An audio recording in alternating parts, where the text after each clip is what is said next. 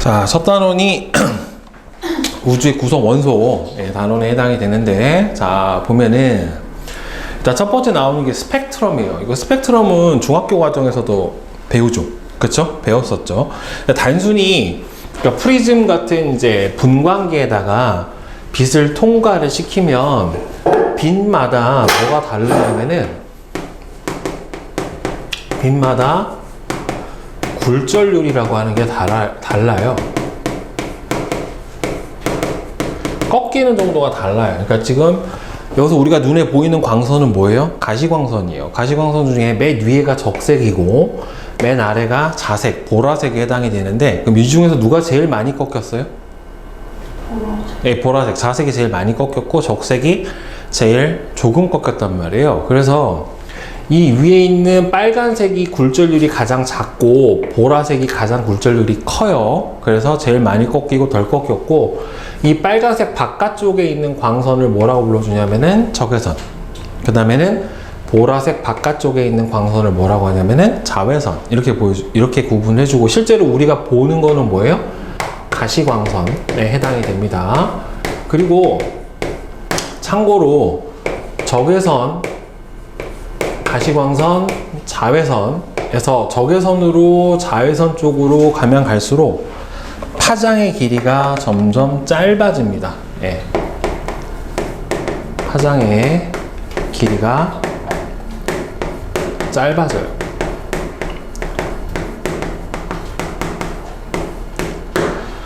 자, 그런데 이제 스펙트럼은 우리가 이제 흔히 이제 백색광을 분광시켜서 볼 수 있는 연속적인 색깔의 띠가 나타나는 연속 스펙트럼이 있고, 그 다음에 선 스펙트럼은 언제 배웠냐면은 중학교 2학년 때 배웠어요. 뭘로 배웠냐면 여러분들 불꽃 반응 할 때 스펙트럼 분석을 하잖아요. 그죠? 색깔이 비슷한 거는 불꽃 반응을 통해서 스펙트럼 분석을 해서 원소마다 뭐가 달라요? 색깔도 다르고, 그 다음에 색깔이 비슷하면 어떻게 됐어요? 나타나는 선의 위치, 굵기, 개수가 어떻게 돼요? 다르게 나타난단 말이에요. 그러니까 이게 바로 뭐냐면은 원소마다 특이하게 방출되는 에너지나 흡수되는 에너지가 어떻게 돼 있다? 정해져 있다라고 하는 거예요. 그래서 선 스펙트럼은 크게 두 개예요. 이게 여기 선이라고 나왔는데 정확하게는 앞에 무슨 말이 붙어야 더 정확하냐면은 방출선 스펙트럼, 그 다음에 하나는 흡수선 스펙트럼에서 이게 두 종류로 볼 수가 있어요. 그러니까 예를 들어서 여기다가 고온의 기체고 저온의 기체라고 되어 있는데, 여기서 고온의 기체를 수소 기체를 예를 들어서 여기다가 놓고 수소 기체를 뜨겁게 가열을 했어요. 그러면 물체가 뜨거워지면, 쇳덩이가 뜨거워지면 보통 어떻게 돼요? 색깔이 어떻게 돼요? 빨갛게 변하죠. 빨갛게 변하다가 더 만약에 온도가 더 올라가면 약간 노란색이 되고, 더 올라가면 푸른 색깔로 보여요. 이렇게 약간 온도에 따라 색깔이 어떻게 나타나냐면은 다르게 나타난단 말이에요. 자, 그런데 뜨겁게 가열된 기체에서는 빛이 나와요.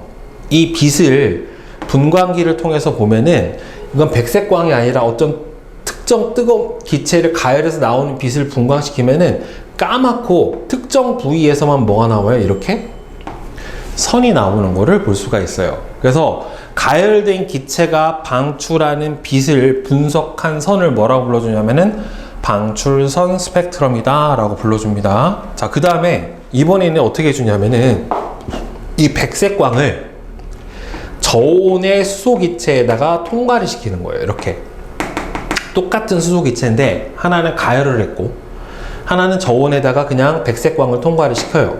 그러면 연속 스펙트럼에서 특정 선 부위가 빠져요. 그러니까 빠진 부위가 어떻게 나타나요? 까만색으로 나타난다는 말이에요. 근데 문제는 이게 같은 기체라고 하면은 여기서 까만데 밝게 보이는 부분이랑 그다음에 밝은데 까맣게 선이 빠져 있는 부분이랑 어떻게 되냐면은 위치가 같아요. 개수도 같고 굵기도 같게 나타납니다. 둘이 보면 어떻게 돼요? 일치하죠, 지금. 그렇죠?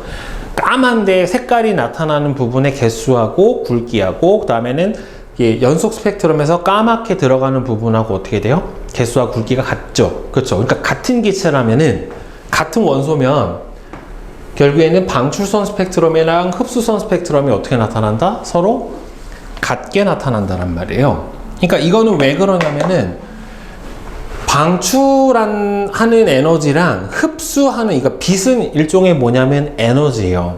에너지이기 때문에 어떤 특정 원소가 에너지를 공급받았었을 때 빛의 형태로 방출하는 에너지의 값과 그 다음에는 흡수하는 에너지의 값이 어떻다라는 소리예요? 같다라는 소리예요. 그러니까 이거를 통해서 결국에는 스펙트럼 분석을 해주면,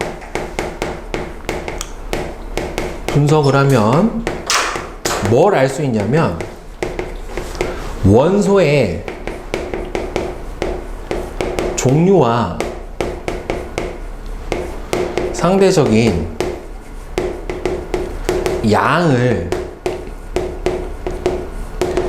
비교를 해줄 수가 있어요. 그래서 이 특정 스펙트럼이 나오면은 저 원소가 포함이 되어 있구나. 그 다음에 저 스펙트럼이 더 진하고 밝게 나오면은 뭐다? 양이 더 많구나. 이런 식으로 판단해 줄 수가 있다란 말이에요. 그래서 스펙트럼은 우주 공간에서 스펙트럼을 본다는 소리는 결국에는 뭘 알아보려는 거다? 구성하고 있는 원소의 종류, 그 다음에는 안에 구성을 하고 있는 원소의 상대적인 양의 비, 이거를 알아보기 위해서 보통 스펙트럼이라는 거를 활용을 해줍니다. 저거는 나중에 화학이랑 물리에서 다시 한번 배우게 돼요. 자, 그래서 우주가 만들어지는 건 중3 과학 맨 마지막 단원의 빅뱅 우주론이라고 해서 잠깐 나와요. 그 내용이 이제 다시 이어지게 되는 건데, 보면은 빅뱅과 입자의 생성 과정 보면은 빅뱅 빵 하고 대규모 폭발이 일어납니다. 한 점에서. 그 한 점에서 아주 초고온, 초고압, 초고밀도, 그러니까 초고온, 초고압, 초고밀도, 아주 큰 전체 지금 우주의 질량이 한 점에 모여져 있다라고 생각을 해주시면 돼요. 이 상태에서 빵 하고 터진 거예요. 그래서 폭발하면서 거의 팽창을 하였다. 그러니까 이거를 어떻게 알아냈냐면 지금도 우주는 어떻게 되고 있어요? 팽창하고 있다란 말이에요. 계속 팽창하고 있어요. 그러니까 우주의 질량은 일정한데 우주가 계속 팽창을 하고 있으니까 이걸 시간을 거꾸로 돌려버리면 어떻게 되겠어요? 질량은 똑같은데 우주 크기가 계속 줄겠죠.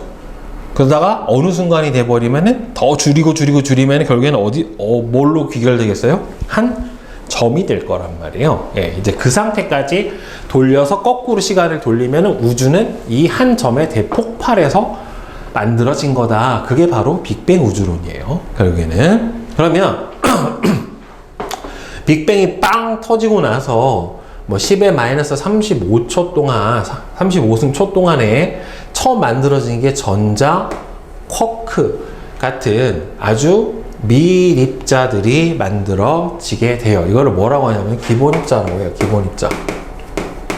기본입자. 이거 말고도 뭐 많아요. 생성이 된 거. 근데 대표적으로 전자와 쿼크가 만들어지고, 그 다음에 우주가 폭발하는 순간부터 계속해서 어떻게 되냐면은 우주의 크기는 어떻게 돼요? 팽창하고요. 우주의 온도는 낮아집니다. 점점 낮아져요. 우주의 온도 자체는 점점 낮아져요. 그러니까 지금 온도가 계속 낮아지고 있는 상태예요. 그래서 온도가 낮아지면 이 입자들이 갖고 있는 에너지가 점점 어떻게 되니까 줄어드니까 뭐가 가능해요? 결합이 가능해요. 서로. 그래서 얘네들이 처음에는 떨어져 있다가 서로 온도가 낮아지니까 어떻게 됩니까? 결합을 해버립니다. 그래서 시간이 조금 더 흐르면은 양성자하고 중성자가 만들어지는데 얘네들은 뭐가 결합해서 만들어진 거냐면은 쿼크라고 하는 입자가 결합을 해서 양성자하고 중성자가 만들어져요. 그리고 여러분들 알다시피 양성자하고 중성자는 뭐를 구성하는 입자입니까? 원자? 핵을 구성하는 입자죠. 그렇죠? 그래서 온도가 좀 더 낮아지면 어떻게 되냐면 여기서 이 양성자하고 중성자가 결합을 해요. 결합을 해서 중수소라고 하는, 중수소는 양성자 하나에 중성자 한 개가 결합된 게 중수소예요. 그 다음에는 헬륨 원자 핵. 근데 문제는 중수소 원자가 아니라 중수소 원자 핵이에요. 그러니까 원자가 되려면 여러분들 원자 핵에 뭐가 있어야 돼요? 원자 핵하고 뭐하고 더해줘야지 원자가 돼요? 전자가 있어야 되는데 원자 핵이 먼저 만들어졌다는 소리는 아직까지 뭐랑은 결합을 안 했다? 전자하고는 결합을 안 했다. 이 과정이 되게 중요해요.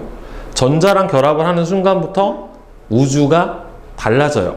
그래서 그 전까지 중수소 원자 핵, 그 다음에 헬륨 원자 핵은 양성자 2개에 중성자 2개가 결합한 게 헬륨 원자 핵이에요. 자, 그러면 이 상태에서 헬륨 원자 핵도 만들어지고 삼중수소 원자 핵도 만들어져요. 삼중수소는 양성자 하나에 중성자가 2개가 결합을 한 거예요. 어찌됐든 다 누구야? 수소 원자 핵이에요. 예, 얘는 헬륨 원자 핵이고, 그 다음에 포인트가 되는 부분이 요거예요. 요거 꼭 기억하세요. 자, 원자가 만들어지는 시점. 원자가 만들어지는 시점은 뭐랑 결합하는 거예요? 원자 핵하고 전자가 결합을 하는 시점이에요. 그러니까 이게 왜 중요하냐면 이때까지요, 중소 원자가 만들어지기 전까지 여기 뭐가 있냐면 원자 핵하고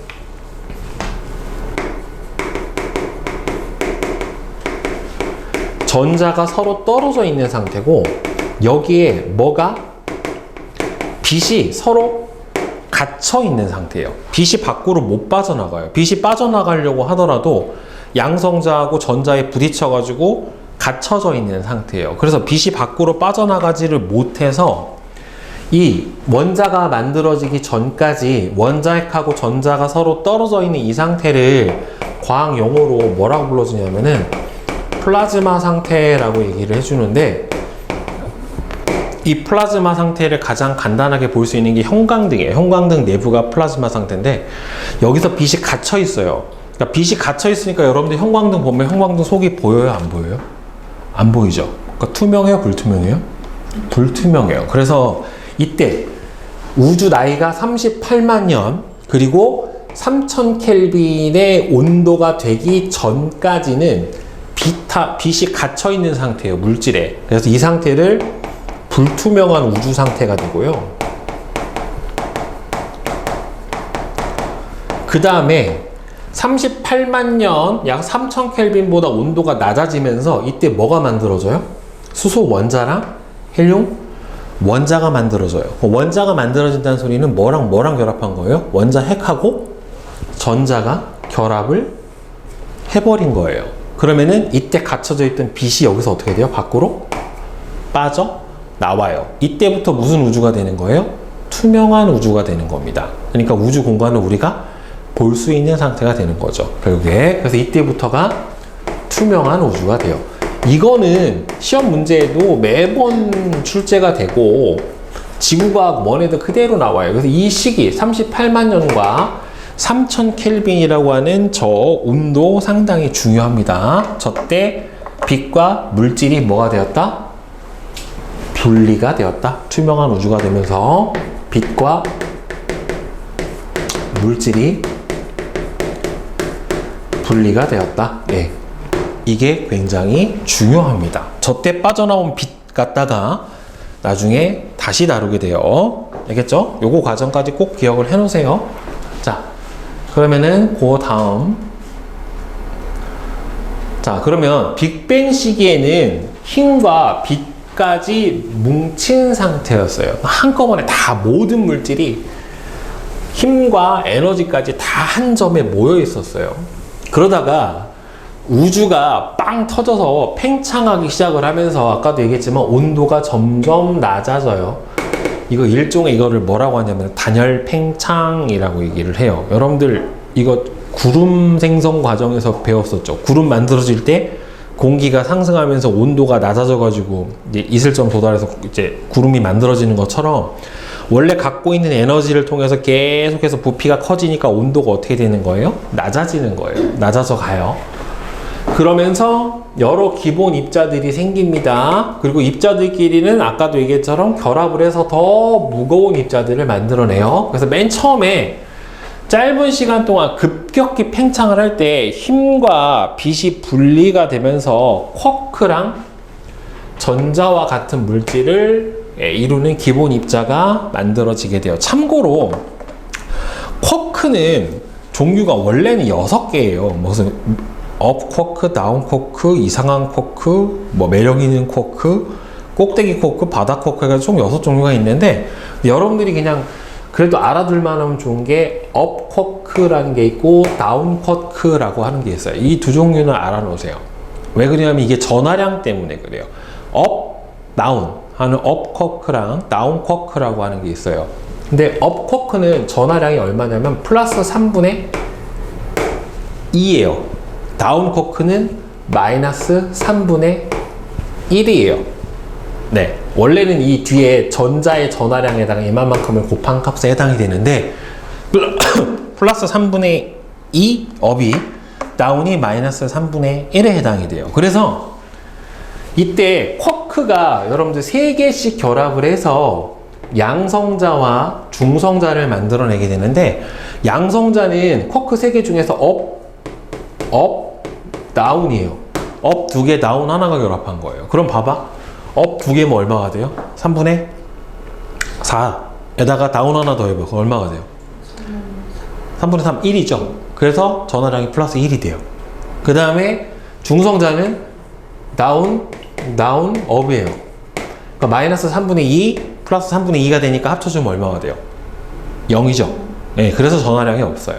네, 이런 식으로 해서 양성자하고 중성자가 만들어져요. 그 다음에 이 양성자하고 중성자가 결합을 해서 뭘 만들어내냐면 헬륨 원자 핵을 만들어냅니다. 그러니까 여러분들 실제로 양성자 한 개는 뭐랑 똑같냐면은 수소 원자 핵이랑 똑같아요.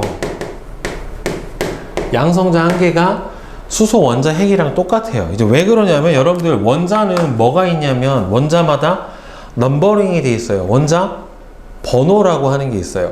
여러분들 중학교 때도 잠깐 언급을 하긴 하는데 원자 번호가 있어요. 원자 번호가 1번부터 뭐 110번까지 이렇게 원자 번호가 붙어져 있거든요. 1번이 수소, 2번이 헬륨, 뭐 3번이 리튬, 4번이 베릴륨, 이런 식으로 해서 번호가 붙어 있는데, 이 원자 번호가 바로 뭐의 숫자냐면은 양성자의 숫자예요. 그러니까 수소가 원자 번호 1번이거든요. 양성자 한 개. 헬륨이 원자 번호 몇 번? 2번이에요. 양성자 몇 개? 2개예요. 결국에는. 그래서 양성자 한 개가 혼자 있으면 그냥 수소 원자 핵이 되는 거고, 양성자 2개랑 중성자 2개가 결합해서 뭐가 돼요? 헬륨 원자 핵이 되는 거예요. 헬륨 원자 핵. 그러면은 수소는 아직 전자 없으니까 H 플러스 상태고, 헬륨도 아직 전자 없으니까 H 2 플러스 상태겠죠. 양성자만 2개가 있으니까. 이 상태에서 요게 제일 중요해요. 중성 원자 만들어지는 거, 아까 선생님이 원자 핵이 전자를 포획하여라고 되는데 결합을 해서 안정한 중성 원자가 생성이 되는 나이가 언제다? 약 38만 년. 우주 온도 3000켈빈이고, 이때 수소 원자랑 헬륨 원자가 만들어지는데 이때 둘의 질량비가 대략 몇 대 몇이다? 3대 1이에요. 이거 굉장히 중요합니다. 이거 여기다 별표 쳐놓으세요. 둘의 수소와 헬륨의 전체 현재 우주에서도 수소와 헬륨의 질량비가 몇 대 몇이다? 3대 1이에요. 현재도. 그래서 빅뱅 후 38만 년이 지나 온도가 3000켈빈, 절대 온도 3000켈빈 이하로 냉각이 되면 더 무거운 원소의 핵융합이 일어나기가 어려워졌다. 여러분들 핵융합 반응은 가벼운 원소끼리 가벼운 원소의 원자 핵이 결합을 해서 무거운 원소의 원자 핵이 만들어지는 반응이 바로 뭐냐면은 핵융합이에요. 대표적으로 핵융합 반응이 어디서 일어나고 있냐면은 태양과 같은 별에서 일어나고 있습니다. 태양의 중심부에서는 수소가 결합을 해서 헬륨으로 만들어지는 수소 핵융합 반응이라고 하는 게 일어나고 있는데, 이게 일어나려면 온도가 굉장히 어때야 돼요? 높아야 돼요. 초고온, 초고압 상태여야 되는데 우주가 계속 팽창하니까 온도가 어떻게 돼요? 낮아지죠. 그러니까 핵융합은 안 돼요. 이때 만들어진 게 그냥 처음에 우주의 물질이에요. 물질. 알겠죠? 자, 그러면 여기서 둘이 질량비가 몇 대 몇이라고 그랬어? 3대 1이라고 그랬잖아요. 그럼 이 과정이 왜 3대 1이 어떻게 나왔냐를 보면은 일단은 둘이 맨 처음에 양성자하고 중성자부터 봐야 돼요. 우주가 팽창하면서 점점 이제 온도가 떨어지는 동안에 에너지를 흡수하는 반응보다 에너지를 방출하는 반응 쪽으로 물질이 증가해요. 그러니까 에너지 온도가 낮아지니까 좀 더 저온에서 일어날 수 있는 반응이 많아져요. 그래서 처음에는 양성자가 중성자로도 변했고 중성자가 양성자로도 변했다란 말이에요. 근데 우주의 온도가 낮아지면서 중성자에서 양성자로 가는 반응이 훨씬 더 많이 일어나요. 그래서 이게 온도가 점점 낮아지다 보면 나중이 되면 어떻게 되냐면은 더 이상 이 반응이 안 일어나면서 우주의 양성자하고 중성자의 개수비가 몇 대 몇이 되냐면은 7대 1이 돼요. 이거는 질량비가 아니라 개수비예요. 근데 질량비도 7대 1이 맞아요. 왜 그러냐면 양성자랑 중성자는 질량이 거의 1대 1이에요. 똑같아요. 그러다 보니까 개수비가 7대 1 이렇게 돼요. 그러면 개수비가 7대 1이 돼버리면 여러분들 결국에는 양성자 대 중성자의 개수비가 7대 1이에요. 그러면은 이거는 14대 2라고 써줘도 상관이 있어요? 없어요? 없죠. 그쵸? 7대 1이니까 2 곱해주면 14대 2가 되고 3을 곱해주면 21대 3이 될 거 아니에요. 그죠? 자, 그런데 여러분들 여기에서 수소 원자 핵하고 아까 선생님이 헬륨 원자 핵하고 구성하는 개수가 양성자 개수가 헬륨 원자 핵, 수소 원자 핵은 1개, 헬륨 원자 핵은 몇 개였어요? 2개였죠. 중성자의 개수가 수소 원자 핵은 없고 헬륨 원자 핵은 몇 개였어요? 2개였다란 말이에요. 그러면 이 양성자하고 중성자를 재료로 해가지고 이 상태에서 수소 원자 핵하고 헬륨 원자 핵을 만들면 일단은 여기서 중성자 몇 개 갖다 써야 돼? 2개 갖다 쓰죠? 그죠? 중성자 2개 갖다 써요. 그 다음에 여기서 중성자 다시 몇 개 갖다 써야 돼? 2개 갖다 써야 되죠. 그래야 헬륨 원자 핵이 하나가 만들어질 수 있는 거지. 결국에는. 그쵸? 그러면은 여기에 양성자를 2개를 가져와요. 그럼 헬륨 원자 핵이 몇 개 만들어져요? 1개 만들어져요. 그럼 지금 여기서 나머지가 양성자가 몇 개 남았어요? 12개 남았죠. 그쵸? 14개 2개 가져다 썼으니까. 그치? 그러면 얘는 총 수소 원자핵이 몇 개 생기는 거예요? 12개가 생기는 거란 말이에요. 그쵸? 그러면은 이때 만들어진, 자, 이때 만들어진 수소 원자핵과 헬륨 원자핵의 개수비는 얼마가 되는 거예요? 개수비가 12대 1이 돼요. 12대 1. 개수비. 그런데 수소 원자량하고요. 수소 1개 원자량하고 헬륨 1개의 원자량의 비율이 몇 대 몇이냐면 1대 4예요. 수소는 원자량이 1이고 헬륨이 4예요. 그러면은 개수비에다가 질량을 곱해주면 전체 질량이 나오겠죠. 그쵸? 그러면은 얘는 질량이 1개당 1이고 얘는 하나당 4잖아요. 이렇게 돼버리면 그럼 전체 수소와 헬륨의 질량비가 몇 대 몇이 돼요? 12대 4가 돼요. 몇 대 몇이 되는 거예요? 3대 1이 되는 거예요. 그래서 수소 원자핵과 헬륨 원자핵의 질량비가 몇 대 몇이었다? 3대 1이었다가 저기서 나오게 된 거예요. 결국에는. 자, 그래서 여기서 꼭 기억해야 되는 거는 일단 최종적으로 수소와 헬륨의 질량비는 우주에서 몇 대 몇이다? 3대 1이다. 그 다음에 뭐 기억해야 되냐면은 이거요. 개수비. 수소와 헬륨의 개수비 몇 대 몇이다? 12대 1이다. 그리고 이 전에 양성자와 중성자의 개수비는 몇 대 몇이었다? 7대 1이었다. 요 세 가지. 그러니까 결국에 여기서 여기에 나온 거잖아요. 그렇죠? 그러니까 요게 어떻게 해서 유도가 된 건지 잘 알아두셔야 돼요. 특히나 저기서 중요한 거는 개수비는 12대 1, 질량비는 3대 1. 저게 제일 중요합니다. 자, 빅뱅 우주론하고 이제 정상 우주론이라는 거 봅시다. 그러니까 우주론을 여러분들 이거는 왜 우주론이라고 하냐면 그냥 이론이에요. 왜? 아무도 우주 나이만큼 살아본 사람이 없기 때문에 우주가 실제로 어떻게 생겨서 어떻게 성장을 해왔는지 아는 사람은 없어요. 그러니까 이거를 갖다가 이론상을 갖다 연구를 한 건데 이론상 연구를 할 때 크게 두 가지, 가모프라는 사람이 주장했던 빅뱅 우주론과 그 다음에는 호일이 주장했던 정상 우주론 또는 정상 상태 우주론이라고 하는 두 가지 이론이 가장 대표적인데, 자 보면 빅뱅 우주론은요, 우주는 초고온, 초고압, 초고밀도 상태에서 폭발한 후 계속 팽창을 해서 현재 상태가 됐고요. 자, 그 다음 여기서 가장 둘의 큰 차이가 뭐냐면 요거예요. 빅뱅 초기 기본 입자의 생성 후 질량을 가지는 물질을 구성하는 입자의 생성은 끝났다. 그러니까 결국에는 얘는 우주의 질량이 어떻다? 일정하다 라고 주장을 해요.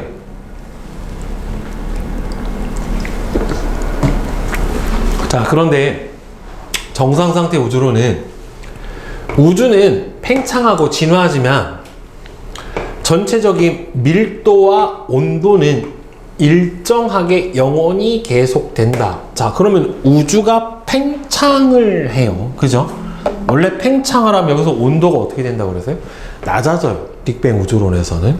근데 온도가 일정해요. 근데 부피는 커져요. 근데 밀도가 일정하려면 결국에 질량이 어떻게 돼야 돼요? 계속 늘어나야죠. 왜 그러냐면은 여러분들 밀도로 구해주는 식이 부피분의 질량에 해당이 되는데 우주가 계속 팽창해서 부피가 커지는데 밀도가 일정하려면 질량이 어떻게 돼야 돼요? 커져야 되겠죠. 결국에는. 그지? 그래서 얘는 우주의 질량이 증가합니다. 예.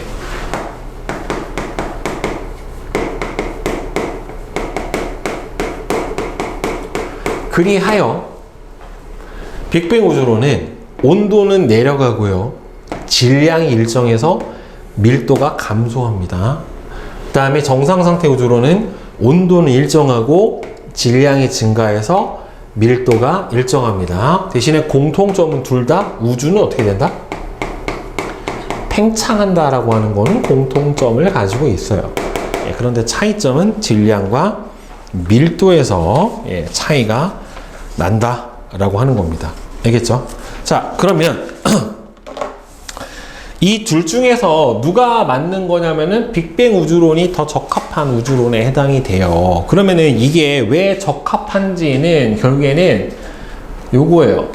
빅뱅 우주론의 이론은, 그러니까 이게 적합하려면 이게 맞을 거야 라고 이렇게 예측을 했고요. 그 예측 값을 실제로 관측을 했었을 때 관측이 되면은 이게 어떻게 되는 거예요? 결국에는 학설로 인정이 되는 거예요. 그러면 빅뱅 우주론이 맞다라고 하는 증거가 여기서 몇 가지 나오냐면은 두 가지가 나옵니다. 이 두 가지, 자, 첫 번째가 뭐냐면은 우주 배경 복사라고 하는 거예요. 자, 우주 배경, 우주에 있는 모든 공간, 어느 공간에서든, 배경이니까 우주 어느 공간에서든 복사가 관측이 돼요. 복사 광선이라고 하는 게 뿜어져 나와요. 여러분들, 복사는 뭐의 하나예요?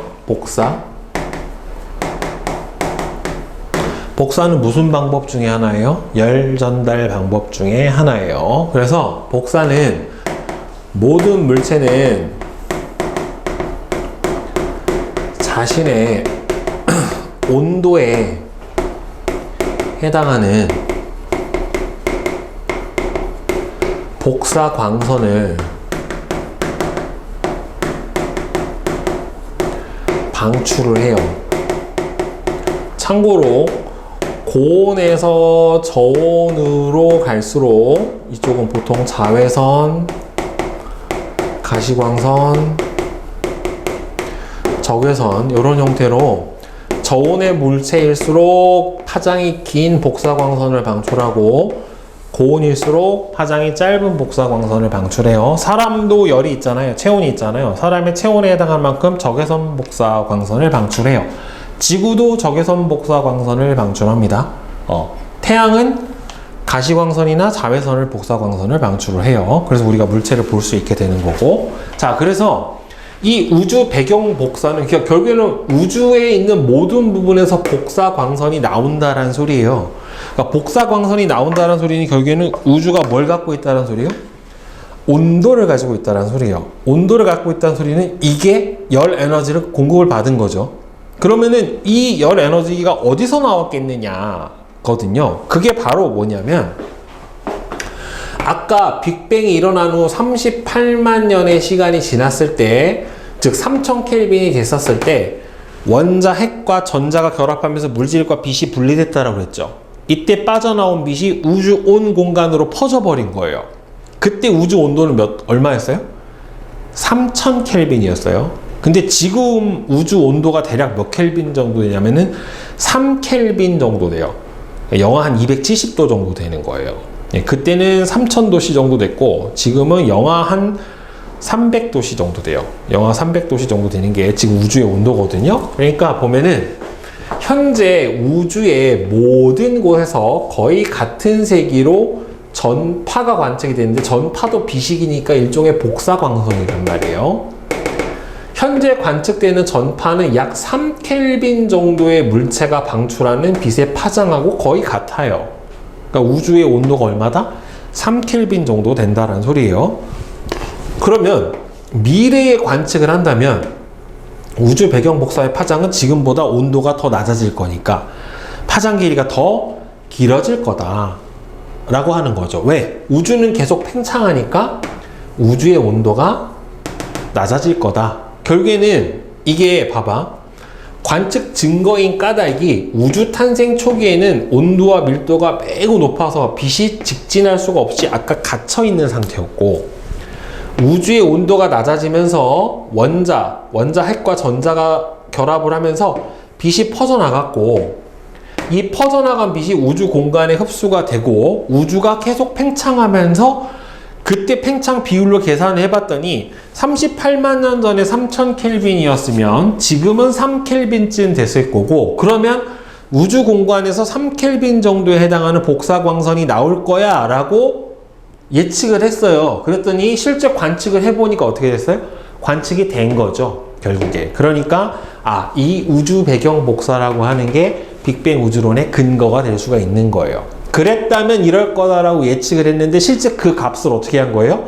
관측을 한 거잖아요. 그쵸? 첫 번째. 그 다음 두 번째가 수소와 헬륨의 질량비가 3대1이 됐다라고 하는 것도 바로 빅뱅 우주론의 증거예요. 이게 왜 증거가 되냐면, 현재 우주에서 오는 저 전파를 관측을 해서 스펙트럼을 분석을 해봤더니만, 자, 74%가 수소고 24%가 헬륨이고 그 나머지가 대략 한 2% 정도 차지할 거래요. 근데 이 2% 정도는 여러 가지 별들이 만들어지고 폭발하고 소멸되고 하는 과정에서 만들어진 원소에 해당이 되는 거고, 그래도 대부분은 다 수소하고 헬륨이란 말이에요.